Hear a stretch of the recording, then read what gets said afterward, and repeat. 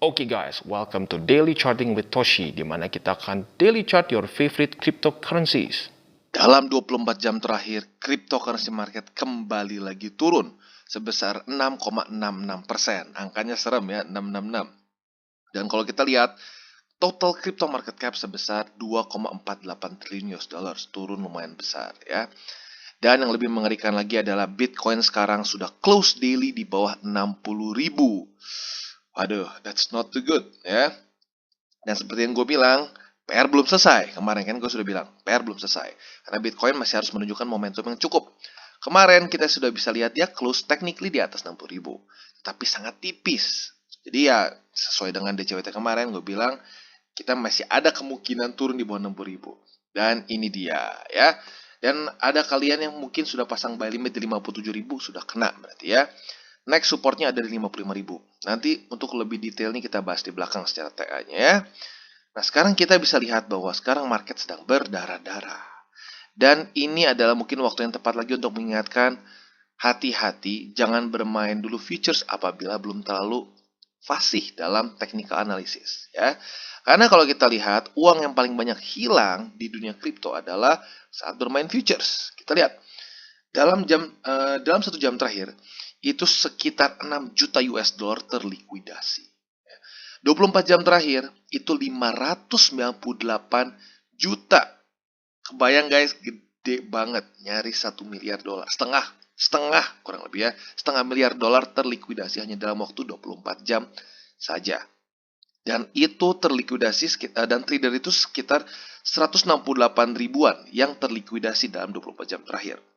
Jadi ini adalah reminder untuk kalian janganlah bermain futures dulu apabila belum mengerti cara manajemen resiko.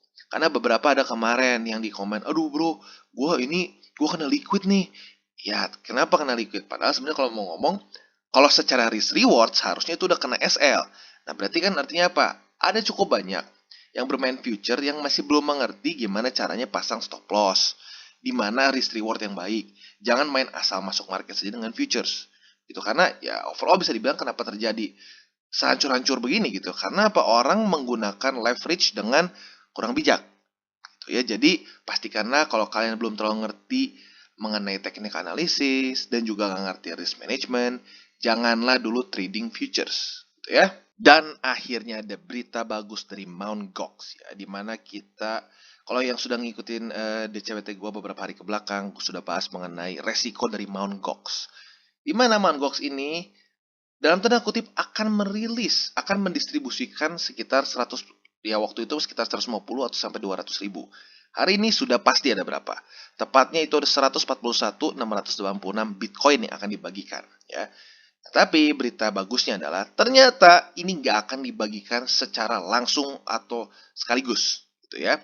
Jadi akan perlahan-lahan. Kita lihat lebih dalam ya. Jadi ya seperti yang gue bilang ya, sudah ditemukan angka pastinya berapa banyak Bitcoin yang akan dibagikan, yaitu 141.686 ribu Bitcoin. Dan berita bagusnya di sini di mana seorang yang bernama Min Dao Yang, yaitu kreditor dari Mt. Gox, mengatakan bahwa korban mungkin belum akan mendapatkan kompensasi sampai 2023. Nah, berarti artinya apa? Mereka akan merilis Bitcoin itu secara pelan-pelan. Jadi market nggak crash. Walaupun technically sekarang udah crash ya, dengan beritanya aja sudah crash. Well ya jadi seperti itulah. Kadang-kadang berita itu efeknya bisa lebih besar daripada eventnya itu sendiri. Gitu ya. Tapi this is good. Kenapa? Karena ya ini akhirnya ada kejelasan bahwa nggak akan dijual sekaligus ya. Jadi kita lihat di sini ya penekanannya.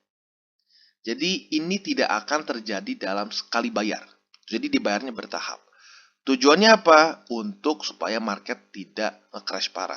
Karena gini, kalau sampai itu benar-benar dijual sekali jadi, 141 ribu Bitcoin itu dijual sekali jadi, itu market akan crash lebih parah daripada ini. Ya, mungkin bisa sampai 40 ribu something menurut gue ya. Tapi, seperti yang kita lihat, ternyata enggak ya. Jadi, puji Tuhan, ini akhirnya ada berita yang cukup baik dari Mt. Gox ya. Tapi ya mungkin beberapa dari lu argue ya ini damage-nya sudah terjadi. Ya benar. Tapi at least dengan dia tidak membuang sekaligus semua, ya market harusnya sih nggak akan sampai ekstrim banget nge-crashnya begitu ya. Jadi kurang lebih seperti itu berita yang cukup baik dari Mt. Gox. Oke, sekarang kita akan masuk ke Bitcoin USD, di mana kita bisa lihat bahwa PR Bitcoin tidak dikerjakan ya.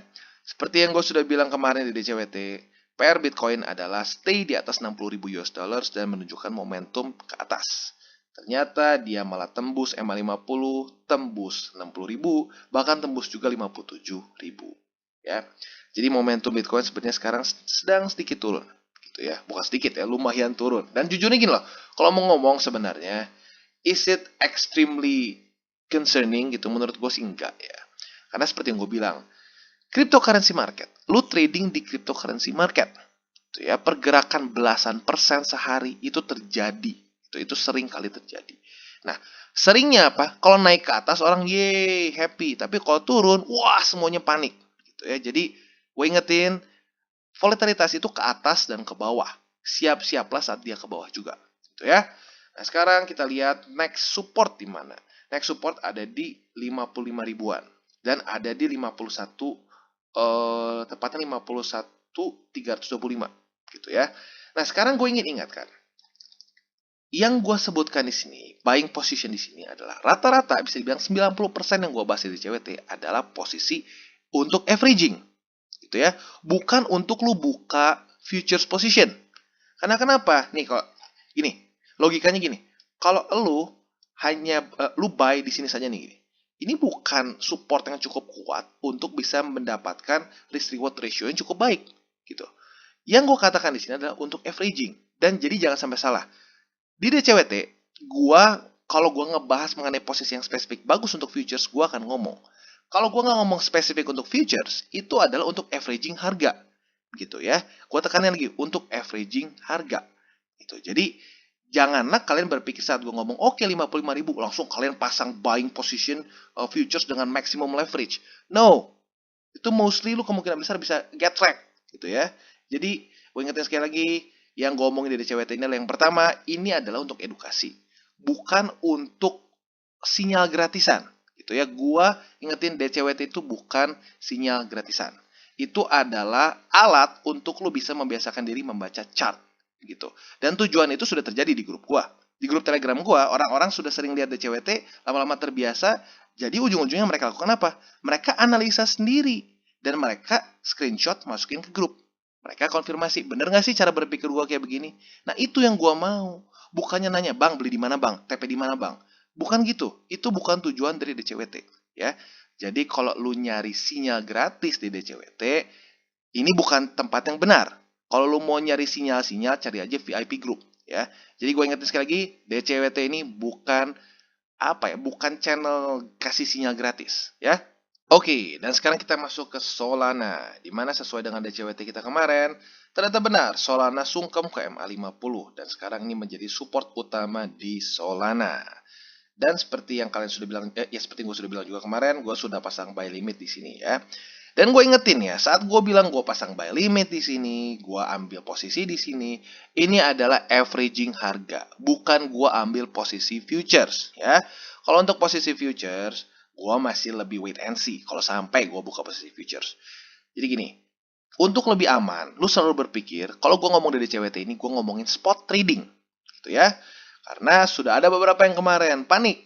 Waduh, bang, gimana nih bang? Gue udah pasang di sini, sekarang gue kena liquid. Waduh, ya itu dia salah kaprah gitu ya. Jadi gue ingetin sekali lagi, DCWT ini fokusnya lebih ke spot trading gitu ya. Nah sekarang pertanyaannya Solana seperti apa nih? Solana sekarang ya tinggal wait and see. Kalau kalian sudah dapat buy limit di daerah sini ya, di daerah 50. Kenapa wait and see ya? Karena ya kita harus lihat apakah 50 ini menjadi support yang cukup kuat atau enggak untuk Solana. Kalau sampai ini tembus juga, ya kita harus siap-siap charting lagi. Next support ada di mana? Ya ada di sini. Ini adalah Fibonacci retracement ya. Which is ya lumayan serem juga sih, bisa sampai ke 140-an gitu. Atau bisa juga kita lihat di weekly. Di weekly kita lihat MA20 ada di 127 dolar gitu ya. Jadi ini gue ingin ingatkan sekali lagi juga bahwa technical analysis ini bukan dukun pribadi kita gitu ya, bukan babi ngepet untuk kita ngasilin duit gitu ya. No, technical analysis, charting tujuannya adalah untuk lo melihat kondisi market, melihat psikologis market Jadi mana lu bisa beli di support-support yang cukup kuat gitu ya. Apakah 100% benar? Ya enggak lah, enggak ada yang 100% benar. Itu makanya gue bilang ini adalah game of probability. Ini adalah permainan probabilitas gitu ya. Nah, oke. Jadi kurang lebih seperti itu untuk Solana. Jadi wait and see. Kurang lebih buying posisinya di tempat yang sama sih, di MA50 di daily yang sekarang ada di 19480. Dan PR Solana adalah ya stay di atas MA50 di daily. Dan Polkadot, sama seperti yang gue bilang juga di DCW gue yang kemarin, Polkadot belum still not out of the woods ya. Mereka masih belum keluar dari masa-masa kritis. Walaupun kemarin sudah tembus ya. Gue sudah bilang bukan hanya tembus saja, tapi dia harus membuktikan bahwa 50 menjadi support. Dan kita lihat gagal ya, tembus ke bawah. Jadi bisa dibilang ini mengingatkan lagi kita bahwa Bitcoin ini masih sangat berkuasa terhadap cryptocurrency market. Kalau dia ngedam, kemungkinan besar altcoins pun ikutan ngedam. Walaupun ada sih exception beberapa ya, seperti AVAX contohnya. Tetapi normanya rata-rata altcoins akan ikut ngedam kalau Bitcoin ngedam. Even worse secara presentasi ya. Nah, makanya itu juga kenapa gini loh, banyak yang belum tahu juga ya. Portofolio gua terbesar itu otomatis BTC. Itu sekitar lebih dari 50%-an dari portofolio gue adalah BTC. Lalu kedua adalah Ethereum. Ketiga baru altcoins lain. Gitu ya. Jadi, ya bisa dibilang mungkin gini. Gue ngerti juga kenapa mungkin ada yang pada panik. Karena mungkin banyak orang yang portofolinya 100% altcoins. Gitu ya. Nah, jadi ini dia salah satu pelajaran lagi. Bahwa menghold Bitcoin dan Ethereum atau large cap cryptocurrency, the blue chips gitu ya, itu memiliki keuntungan sendiri. Yaitu apa? Keuntungan resiko lu lebih kecil untuk downside. Gitu ya. Jadi gini, kenapa potensi dari altcoins itu cenderung orang-orang pada suka? Karena potensi naiknya lebih besar seringkali daripada Bitcoin, gitu kan? Karena kenapa? Market cap mereka lebih kecil.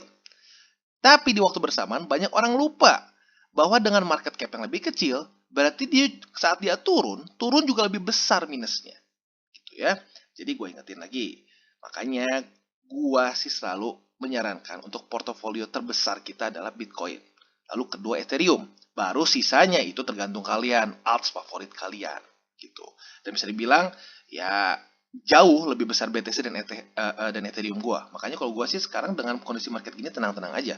I'm just buying the dip gitu ya. Nah, sekarang kita masuk ke DOT nih. Sorry, rada lama ngomong itu ya.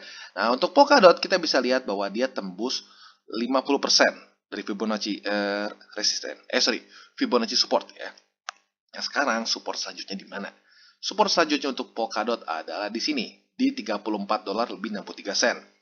Yaitu adalah Fibonacci retracement 61,8% ya. Jadi untuk Polkadot lu bisa aja beli di sini di $34 lebih 55 sen. Nah, kayaknya hari ini gue harus selalu disclaimer ya. Kalau lu hanya melihat satu posisi saja seperti ini misalnya ini, 50 aja nih gitu ya. Atau di sini kan sebenarnya ada confluence nih. Kalau ada confluence seperti ini, lu bisa aja buka futures, posisi futures. Tapi kalau cuma ngelihat mantul di 20 doang atau mantul di 50 aja tanpa confluence yang lain, gak lihat RSI, jangan buka futures position gitu ya. Atau gini deh simpelnya paling gampang. Kalau lu denger DCWT, buying position itu adalah buying position untuk averaging spot gitu ya. Jadi jangan sampai lu salah kaprah, jangan lu full margin, full leverage di daerah-daerah yang sebenarnya nggak terlalu banyak confluence gitu ya. Jadi gue ulangin untuk Polkadot sekarang bisa saja beli buying position di $34 lebih 71 sen ya. Jadi kurang lebih itu untuk Polkadot. Dan kita masuk ke AVAX ya. Walaupun gue bilang bisa dibilang relatively AVAX ini jauh lebih tahan banting dibandingkan dengan yang lain. Tapi ya kita bisa lihat dia sudah mulai ada koreksi juga ya. Walaupun koreksinya kemarin dia all time high ya. Jadi ya, well ya seperti gue bilang, AVAX ini sedang dalam bisa dibilang exception ya dalam masa ini. Masa-masa ini dia sedang masuk ke exception. Gitu. Tapi baik lagi, kalau gue pribadi still masih di MA20. Buy limit gue masih terus gue update dari hari ke hari. Naik ya, kemarin 84, sekarang 86. Gitu ya. Jadi untuk AVAX gua lebih nyaman taruh buy limit di sini. Tapi balik lagi, dari kalian pasti selalu ada yang lebih agresif gitu ya. Nah, buat yang lebih agresif ya harus siap gitu loh. Jangan cuma mau agresif untung doang gitu loh. Karena kalau kalian agresif kemungkinan nyangkut lebih tinggi gitu gitu ya. Dan kalau sampai nyangkut pun drawdown-nya lebih besar gitu. Nah, untuk kalian yang lebih agresif bisa aja beli di MA50 atau 20. Kalau 20 agresif banget maksudnya ya, masuknya ke agresif banget. Kalau ke 50 ya mungkin apa ya, masih masuk agresif sih, tapi nggak separah 20 gitu ya. Jadi kalau buat kalian yang lebih agresif bisa masuk antara di $94 atau bisa di 98,43. Ya. Gue pribadi lebih saranin sabarlah, tunggu di daily gitu ya. Nanti kalau nyangkut komplain lagi gitu soalnya ya. Oke, jadi FX kurang lebih seperti itu ya. MA20 daily untuk yang lebih konservatif.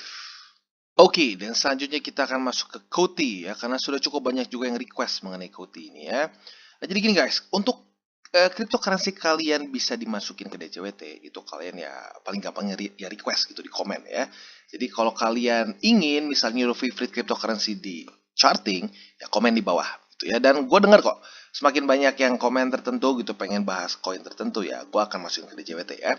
Nah, jadi seperti yang kita lihat sekarang, Koti ini juga kurang lebih mirip-mirip dengan kondisi yang lain ya, di mana dia sedang downtrend gitu. Dan sayangnya dia kemarin beberapa hari lalu sudah tembus dari support yang cukup kuat harusnya selama ini ya. Kita lihat 1, 2, 3, 4, 5, 6. Wah, nggak tahu berapa kali ini menjadi support yang kuat untuk Koti. Tetapi seperti yang kita lihat dia tembus juga akhirnya ya. Nah, sekarang next support ada di mana nih? Next support technically kita sudah di daerah sini ya. Ini sebenarnya bisa saja menjadi support. Walaupun menurut gua kalau kita lihat nggak ekstrim kuat sih supportnya gitu ya. Which is ini kontaknya nggak terlalu banyak, hanya ada 2 point of contact, yang satu cuma wick, yang satu ada close ya. Tapi intinya sekarang kalau yang support kuat ada di mana sih selanjutnya? Support kuat selanjutnya itu ada di weekly, yaitu di MA20, yaitu di 36 sen, atau kalau kita butuhin sekitar 37 sen gitu ya. Jadi kalau sampai Kuti tidak menemukan tidak menemukan momentum untuk naik ke atas, siap-siaplah Kuti ada kemungkinan bisa sampai ke $37 gitu ya. Jadi kurang lebih seperti itu untuk Kuti, dan overall ini sebenarnya masih sangat didikte oleh Bitcoin.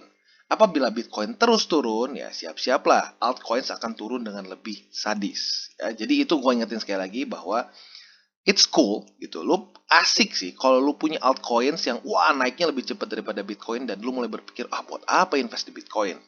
Tapi banyak orang yang suka lupa. Orang cuma ingin profitnya aja tapi tidak menghitung resiko. Gitu ya. Makanya dari itu, gua tetap alokasi terbesar portofolio gua adalah di Bitcoin. Kenapa? Karena downside potential dari Bitcoin itu lebih kecil dibandingkan rata-rata altcoins. Gini deh, waktu Mei kemarin, crash kemarin, Bitcoin terbesar itu sekitar 50% koreksi. Ya, turun sampai 50% dari all time high. Kalau kalian mau tahu, Polkadot itu sampai 80% minusnya. Gitu ya. Jadi intinya adalah apa? Ya, high risk, high return. Gitu. Altcoins itu risknya lebih besar. Jadi, ya baik lagi, tergantung ke masing-masing dari kalian. Dan ini jadi sober reminder untuk kita yang 100% altcoins portofolionya. Karena kalau kalian 100% altcoins, pasti jauh lebih merah dibandingkan dengan orang-orang yang punya portofolio BTC ETH lebih besar. Gitu ya. Jadi itu kurang lebih untuk Koti, dan ya gue ingetin sekali lagi, bisa aja kalian buy limit lagi di 37 sen ya. Karena itu adalah harusnya menjadi support di MA20 di weekly gitu. Jadi kurang lebih seperti itu untuk Koti. Oke, dan sekarang kita akan masuk ke Cardano, di mana Cardano kondisinya cukup mirip dengan Bitcoin ya, dimana kalau Bitcoin barely menahan 60.000 US dollars, Cardano kemarin barely menahan 200. Dan seperti yang kita lihat, jebol ya, dia jebol ke bawah. Jadi kita bisa lihat bahwa sekarang support dari Cardano sangat jelas adalah daerah sini, yaitu adalah Fibonacci retracement 50% gitu ya. Tapi gue ingetin lagi, ini sebenarnya rada lucu ya, gue selalu ingetin. Kalau hanya satu kayak gini saja gitu ya, apalagi hanya Fibonacci gitu ya, jangan lu masukin futures, jangan lu all in di situ ya. Jadi lu lebih baik average gitu. Average itu a lot less stressful ya. Jadi ya itulah, andaikan sampai lu mau tambah posisi, bijaksanalah ya. Jangan all in. Never go all in gitu ya. Lebih baik averaging ya. Jadi buat kalian yang ingin tambah Cardano kalian karena merasa bahwa ini lagi diskon ya. Karena sebenarnya it's all about mindset ya. Kalau kalian lihat Cardano di sini, wah, Kalau lu belum tahu nih bakal kayak gini, wah gila ini Cardano mati. Udah jangan beli lagi. Taunya sampai sini, baru belinya di sini gitu loh. Ya sudah sangkut gitu kan. Jadi ya baik lagi, ini tergantung mindset orang-orang. Gitu ya. Nah, bagi kalian yang ingin averaging Cardano, bisa saja di daerah sini 50% Fibonacci, yaitu di $1 lebih 70 sen. Tuh. Tapi apakah ini pasti akan setelah kena naik lagi? Ya enggak ada yang pasti gitu lah ya. Jadi sekali lagi gue ingetin, technical analysis ini bukanlah dukun atau babi ngepet pribadi lu, ya. Technical analysis ini adalah tujuannya untuk lu bisa melihat sentimen market, bisa melihat psikologis market, gitu ya. Tanpa TA lu nggak bisa lihat kan ini support kuat. Tanpa TA lu nggak tahu di mana selanjutnya buying position, gitu kan. Jadi technical analysis ini adalah tool, alat, ya, bukan dukun, gitu ya. Jadi kurang lebih seperti itu untuk Cardano. Untuk kalian yang ingin tambah posisi. Kalau ini jebol, bisa kemana? Ini jebol siap-siap bisa sampai ke $1.50. Dan harusnya menurut gua $1.50 ini menjadi support yang cukup kuat ya. Karena kalau kita lihat di sini ya, sekitar daerah $1.50 itu harusnya menjadi support. Karena kalau kita lihat sebelumnya ini adalah daerah resisten yang cukup menyebalkan untuk Cardano ya. Lihat, boom, boom, boom, boom, boom. Biasanya satu resisten yang menyebalkan, dia akan menjadi support yang menyebalkan juga itu ya. Kalau itu untuk para seller saya menyebalkan. Tapi kalau untuk para buyers ya ini menjadi support yang menyenangkan. Gitu ya.